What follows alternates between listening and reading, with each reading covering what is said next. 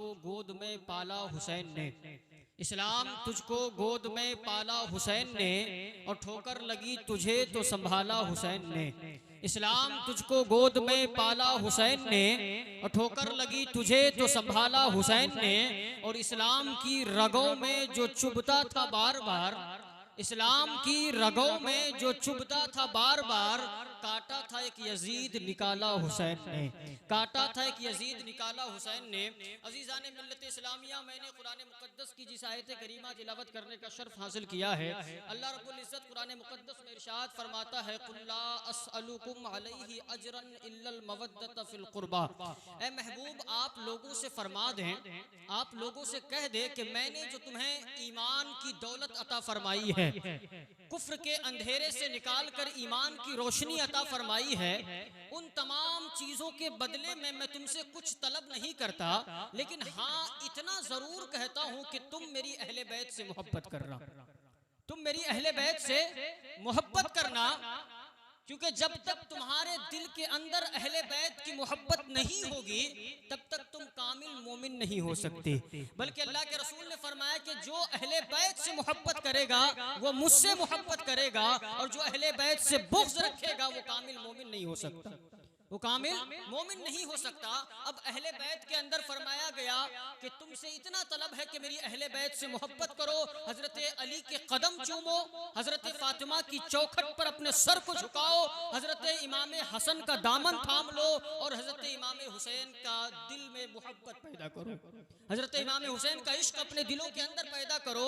अगर इन तमाम लोगों की मोहब्बत हमारे और आपके दरमियान, हमारे और आपके दिल में शामिल नहीं है, तो हमारा ईमान मुकम्मल नहीं हो सकता है। और ये अहले बैत अल्लाह रब्बुल इज़्ज़त ने अपने महबूब से कहलवाया कि या रसूल अल्लाह, आप लोगों से कह दें कि मेरी अहले बैत से मोहब्बत करें। हजरत आयशा सिद्दीक़ा फरमाती है कि एक रोज रसूल पाक सल्लल्लाहु अलैहि वसल्लम एक कंबल ओढ़े हुए बैठे थे, उधर से हजरत फातिमा ज़हरा तशरीफ लाती हैं, तो आपने हजरत फातिमा को अपने कंबल में शामिल कर लिया। फिर हजरत मौला अली तशरीफ लाते हैं, आपने उनको भी शामिल कर लिया। फिर हजरत इमाम हसन तशरीफ लाते हैं, आपने उनको भी शामिल कर लिया। फिर हजरत इमाम हुसैन तशरीफ लाते हैं, आपने उनको भी शामिल कर लिया। और फिर रब की बारगाह में ये दुआ मांगी, इन्नमा युरीदुल्लाहु लियुज़हिबकुम अनकुमुर रिज्ज़ व युतहिरकुम तत्हीरा। ऐ मेरे परवरदिगार, ये मेरी अहले बैत है, मैं तेरी बारगाह में दुआ करता हूँ कि मेरी अहले बैत को तमाम तर बुराइयों से पाक कर दे, तमाम नजासतों से पाक कर दे। ये मेरे आका सल्लल्लाहु अलैहि वसल्लम ने इरशाद फरमाया, और अल्लाह रब्बुल इज़्ज़त ने आपकी अहले बैत को तमाम तर नजासतों से पाक कर दिया, तमाम तर बुराइयों से पाक कर दिया। अज़ीज़ान मिल्लत इस्लामिया, मैंने अहले बैत के तज़किरे को इसलिए छेड़ा है कि इन्हीं में से एक ज़ात हजरत मौला अली मुश्किल कुशा की है।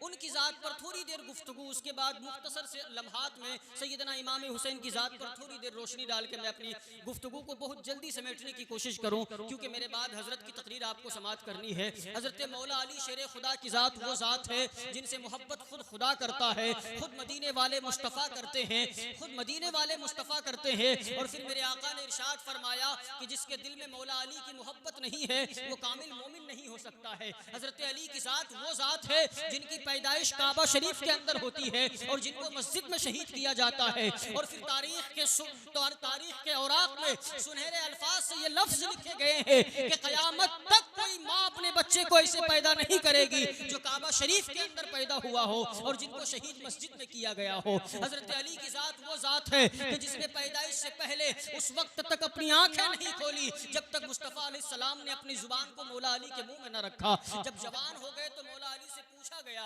कि अली, मेरे आने से पहले तुमने अपनी आंखें क्यों नहीं खोली थी? तो हजरत अली ने इरशाद फरमाया, या रसूल अल्लाह, दुनिया में आने के बाद मेरी ख्वाहिश ये थी कि मैं अपनी निगाह खोलूं तो मेरी नजर सबसे पहले रुखे मुस्तफ़ा पर पड़े, मेरी निगाहें सबसे पहले देखे तो मुस्तफ़ा अलैहिस्सलाम के चेहरे अनवर को देखे। वो मौला अली जिसके बारे में ये कहा जाता है कि जिसने खैबर के किले को फतह किया है, जिससे मोहब्बत खुदा से मोहब्बत है, जिससे मोहब्बत रसूलुल्लाह से मोहब्बत है। हजरत अली की मोहब्बत हमारे और आपके दिलों में शामिल रखने की जरूरत है। हजरत अली शेर खुदा की ज़ात वो ज़ात है जिसने इस्लाम को फैलाने के लिए मुस्तफ़ा अलैहिस्सलाम के हर हुक्म पर लब्बैक कहता हुआ अपने आप को सबसे आगे बढ़ा के रखा है। आज अहले सुन्नत वल जमात के अंदर या बाज़ दहशतगर्द फिरका के अंदर हजरत अली की मोहब्बत को बयान करने करने से लोग कतराते हैं। हजरत अली की मोहब्बत और हुब्बे अहले बैत की मोहब्बत को बयान करने से लोग कतराते हैं, इसलिए कि अगर मैं हजरत अली की मोहब्बत को बयान करूं तो कहीं लोगों के ज़हनो फिक्र पर ये बात ना हो कि ये किसी शिया की तशबीह कर रहा हो या उसके साथ में खड़ा हो या लोग खारजियत का पट्टा उसके ऊपर न डाल दे।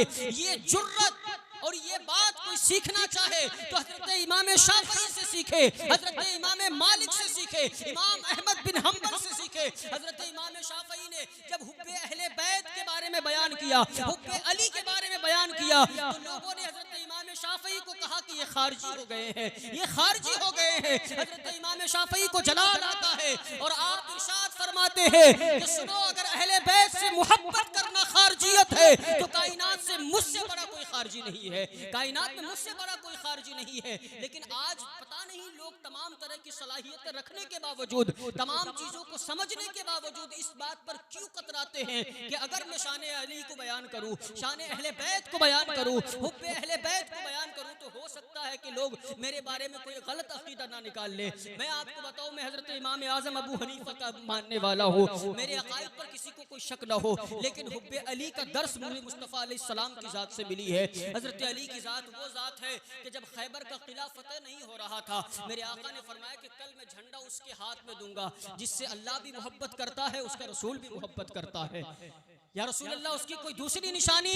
फरमाया वो भी अल्लाह और उसके रसूल से मोहब्बत करता है। तो गोया इस बात की दलील यहाँ से साबित होती है कि अली की जात वो जात है जिससे खुद मौला मोहब्बत करता है और मुस्तफ़ा अलैहिस्सलाम भी मोहब्बत करते हैं, मुस्तफ़ा अलैहिस्सलाम भी मोहब्बत करते हैं। और फिर अल्लाह के रसूल सल्लल्लाहु अलैहि वसल्लम की हदीस मुबारका है, हजरत अली खुद रवायत करते हैं, हजरत अली खुद रवायत करते हैं कि सहाबा इकराम की अंजुमन लगी हुई थी, मेरे आका ने मेरे हाथ को यूं पकड़ा और इरशाद फरमाया, अली सुन, मैं तुझसे वादा लेता हूं कि मेरी उम्मत में कोई मोमिन ऐसा नहीं होगा जो तुझसे मोहब्बत नहीं करेगा और कोई मुनाफिक ऐसा नहीं होगा जो तुझसे बुग़्ज़ नहीं रखेगा। तो गोया अली से मोहब्बत मोमिन होने की पहचान है और अली से बुग़्ज़ मुनाफिक होने की पहचान है।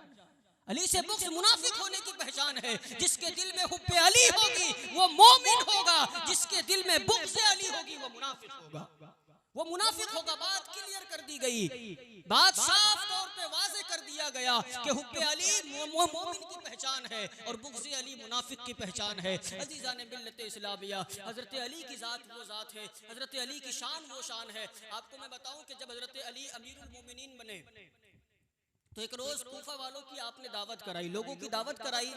उसमें से एक नौजवान शख्स था जिसने हजरत अली के बहादुरी के किस्से सुन रखे थे, लेकिन कभी हजरत अली को देखा नहीं था।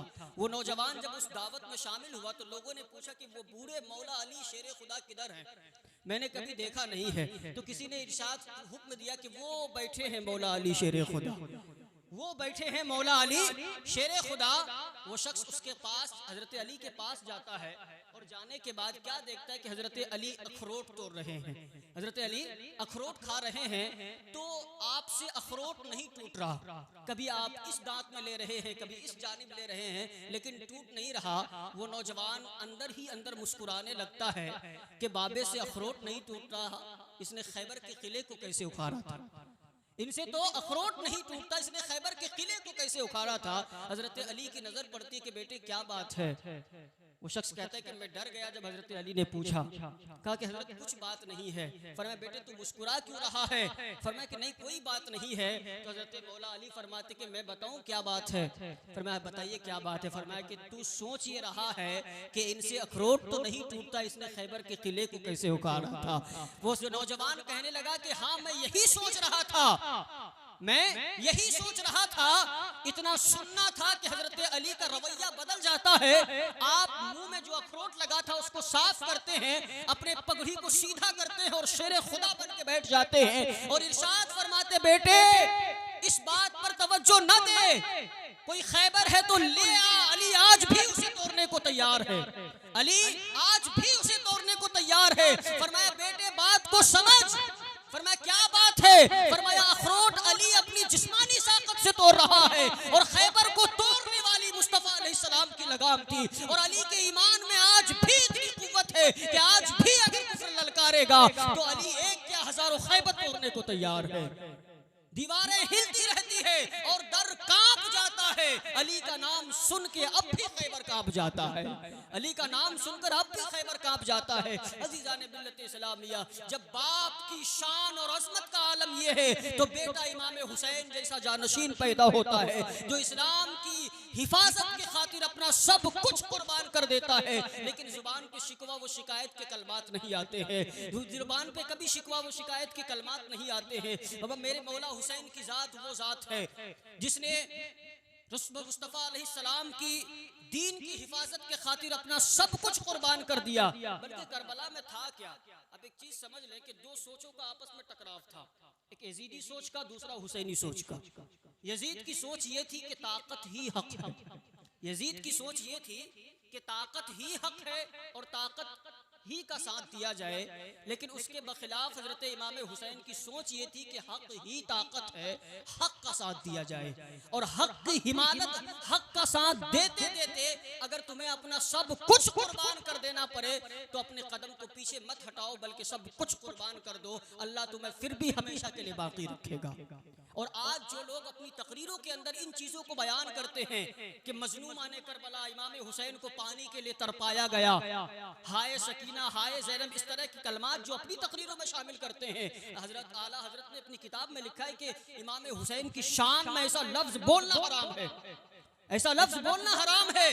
पानी के लिए तरसाया गया, बल्कि कहा गया कि लबे हुसैन पानी को नहीं तरसा था, पानी ही लबे हुसैन को तरस गया, पानी ही नबी हुसैन को तरस गया। और फिर देखे कि इस तरह के जितने लोग ख्याल रखते थे, इस तरह के जितने लोग ख्याल रखते थे कि करबला में इमाम हुसैन को पानी के लिए तरपाया गया, इमाम हुसैन की शहादत के तकरीबन 500 साल से जायद के बाद अजमेर मुअल्ला के अंदर एक मर्द कलंदर आता है और जब उस पर पानी बंद किया जाता है तो सारे के सारे अना सागर को एक प्याले में सिमट लेता है और कायनात के हर शख्स को यह बताता है कि मोइनुद्दीन उसी हुसैन की औलाद है। जब उनकी अजमत का आलम यह है तो अंदाजा कर ले कि उनके जद्दे करीम हुसैन का आलम क्या होगा, उनके जद्दे करीम हुसैन की ताकत का आलम क्या होगा। ये किस तरह का मिजाज तुमने बना रखा है कि इमाम हुसैन मजलूम थे, इमाम हुसैन मजलूम नहीं थे। अगर इमाम हुसैन चाह लेते तो कायनात की सारी समंदरें आपके कदमों में आ जाती। और फिर एक चीज और आप देखें, एक सवाल मैं आपसे कहूं कि जितने रास्ते पानी के आने के थे वो 3 थे, जितने रास्ते पानी के आने के थे वो 3 थे और तीनों को इमाम हुसैन ने खुद बंद कर दिया। सबसे पहला तो ये कि हजरत इमाम हुसैन अगर चाहते तो खुद जाते पानी लेकर आ जाते, कोई क्या बिगाड़ लेता। शेरे खुदा का बेटा, शेरे खुदा, उंगलियों पर खैबर को उखाड़ कर फेंक देने वाला का बेटा, अगर आप चाहते तो खुद जाते पानी लेकर आते, कौन क्या बिगाड़ लेता। और दूसरी बात कि जब हजरत अब्बास अलमबरदार मुश्किज़ा लेकर गए तो पानी वापस आने नहीं दिया। क्या इंटेंशन है इमाम हुसैन का? ए मेरे मौला, अगर तू इसी में राजी है तो हुसैन भी इसमें राजी है। अगर तुझे भूखा प्यासा रखना पसंद है तो हुसैन भूखा प्यासा रहना पसंद करता है। बल्कि इमाम हुसैन की मर्जी ही यही थी कि मौला जिसमें तू राजी है उसमें तेरा हुसैन राजी है, चाहे उसके लिए जो कुछ करना पड़े, चाहे उसके लिए जो कुछ करना पड़े। उसके बाद फिर ध्यान से चले, देखे खेमे ज़ैनब को, ध्यान से देखे खेमे ज़ैनब को कि जब हजरत अली असगर की जात है, कभी आप सैयदना इमाम हुसैन की गोद में हैं, कभी हजरत ज़ैनब की गोद में है, कभी उम्मे रुबाब की गोद में है। और जब सब थक गए तो झूले पर हैं, जब सब थक गए तो झूले पर हैं। ये करबला में झूला बनाने की जरूरत क्या थी? ये करबला में झूला बनाने की जरूरत क्या थी? 4 लकड़ियां डालकर उसमें चादर छोटी सी डालकर आपको जमीन पर क्यों नहीं रखा गया? क्यों गोद में है, कभी झूले में है, कभी आगोश में है, जमीन पे क्यों नहीं है? क्योंकि जबरदस्त अंदेशा था, जबरदस्त अंदेशा था कि अगर मैंने अली असगर को जमीन पर लिटा दिया तो कहीं इनकी एड़ियों की रगर से नया आबे जमजम न निकल आए, कहीं इनकी एड़ियों की रगर से नया आबे जमजम न निकल आए। क्योंकि ये वही अली असगर है जिनका सगा परदादा हजरत इस्माइल की एड़ियों की रगर से पानी का चश्मा निकल पड़ा था। और फिर अगर खेमे के अंदर पानी निकल आया तो ना पीने की क्या वजह होगी, न पीने की क्या वजह होगी? तो वो राजी थे, वो राजी थे। राजी बरज़ाए रब पर राजी थे कि मौला जिस पे तू राजी है उस पे तेरा हुसैन राजी है, चाहे उसके लिए अपना सब कुछ क्यों ना कुर्बान करना पड़े। तो इस तरह का मिजाज ना दे अपने बच्चों को, बल्कि इमाम हुसैन की शहादत को इस तरह बयान करे कि लोग सुने तो उसके अंदर जज्बे जिहाद पैदा हो, जज्बे जिहाद पैदा हो, उसके दिल में एक अज़्म और हौसला पैदा हो कि इमाम हुसैन मजलूम नहीं थे, बल्कि हुसैन की ज़ात तो वो ज़ात है कि अगर जिद पे उतर आए तो ईद के जोड़े जिब्रील अमीन जन्नत से लेकर आए। इमाम हुसैन की ज़ात वो ज़ात है जिनकी पैदाइश पर मुबारकबादी जिब्रील अमीन लेकर आते हैं, जिनका नाम खुद खुदा रखता है। गोया हज़रत इमाम हुसैन की जब वलादत होती है, मुस्तफ़ा अलैहिस्सलाम तशरीफ़ लाते हैं, हज़रत अली से पूछा गया, अली इस बच्चे का नाम क्या रखा है, अली इस बच्चे का नाम क्या रखा है। हज़रत मौला अली इरशाद फरमाते हैं, मेरे आका इस बच्चे का नाम तो इनके नाना जान ही रखेंगे। अभी मुस्तफ़ा अलैहिस्सलाम खामोश ही थे कि जिब्रील अमीन हाजिर खिदमत हुए, जिब्रील अमीन हाजिर खिदमत हुए और अर्ज़ की, ऐ मेरे परवरदिगार, ऐ मेरे आका, ऐ मेरे आका, सबसे पहले अल्लाह तबारक व तआला की तरफ से इस बच्चे की वलादत की मुबारकबादी कबूल फरमाएं। और फिर कहा कि रब इरशाद फरमाता है कि इस बच्चे का नाम हुसैन रखा जाए, कहिए ना सुभान अल्लाह। और फिर कहा कि रब इरशाद फरमाता है इस बच्चे का नाम हुसैन रखा जाए। कमली वाले आका ने इमाम हुसैन के कानों में अजान कही और साथ ही साथ इरशाद फरमाया, बेटा हुसैन ये तेरे नाना मुस्तफ़ा की आवाज है, इसकी लाज रख लेना। इतना कहा तो इमाम हुसैन ने अपनी आंखें खोल दी और रसूल पाक की तरफ देखा, निगाह से निगाह मिली तो इशारों में जवाब दिया, ए मेरे नाना जान आप फिक्र ना करें, अगर आवाज मुस्तफ़ा की है तो कान हुसैन का है, अगर आवाज मुस्तफ़ा की है तो कान हुसैन का है। ए मेरे नाना जान, लोग तो मिंबरों पर कुरान पढ़ते हैं, लोग तो मस्जिदों मीनारों पर कुरान पढ़ते हैं, लोग तो मकानों दुकानों पर कुरान पढ़ते हैं, लेकिन अगर वक्त आया तो आपका ये नवासा नेज़े पर भी कुरान पढ़ के सुनाएगा। और जब तक दुनिया कायम रहेगी इमाम हुसैन का नाम जिंदा रहेगा। इसलिए नहीं कि वो नवासा रसूल है, इसलिए नहीं कि वो निगाहे नूरे अली है, इसलिए नहीं कि वो निगाहे नूरे अली है। नवासा रसूल होना बड़ी सादत की बात है, लेकिन इमाम हुसैन का नाम जिंदा इसलिए रहेगा कि उसकी हिम्मत पर अली शेर खुदा को नाज है, उस नवासे पर मोहम्मद मुस्तफ़ा को नाज है। और सजदे तो सब ने किए मगर उसका नया अंदाज है, उसने वो सजदा किया जिस पर खुदा को नाज है, उसने वो सजदा किया जिस पर खुदा को नाज है। अज़ीज़ान मिल्लत इस्लामिया, तो ये सैयदना इमाम हुसैन की ज़ात है। मैं पहले भी कह चुका और आज भी कह रहा हूँ कि सैयदना इमाम हुसैन और तमाम शोहदाए करबला की ज़ात पर तबसरा इतने मुख्तसर से लम्हात में हो नहीं सकता है। और मुझे जितना वक्त दिया गया था, मैं देख रहा हूँ कि वक्त वो मुकम्मल होने को चला है। और वक्त की पाबंदी एक बहुत बड़ी अहम चीज़ होती है। ऐसा नहीं कि वक्त नहीं है उसके बावजूद 10 मिनट खींच लिया जाए, ये तमाम चीज़ें नहीं होनी चाहिए। इसलिए मैं अपनी गुफ्तगू को यहीं तक इंशाअल्लाह ख़त्म कर रहा हूँ और इंशाअल्लाह अज़ीज़ अगर ज़िंदगी रही तो आगे बात होगी। अल्लाह रब्बुल इज़्ज़त की बारगाह में दुआ है कि अल्लाह ताला हम सबको सुनने से ज़्यादा अमल की तौफ़ीक़ अता फ़रमाए। अस्तग़फ़िरुल्लाह रब्बी मिन कुल्लि ज़ंबि व अतूबु इलैह। तमाम लोग मिलकर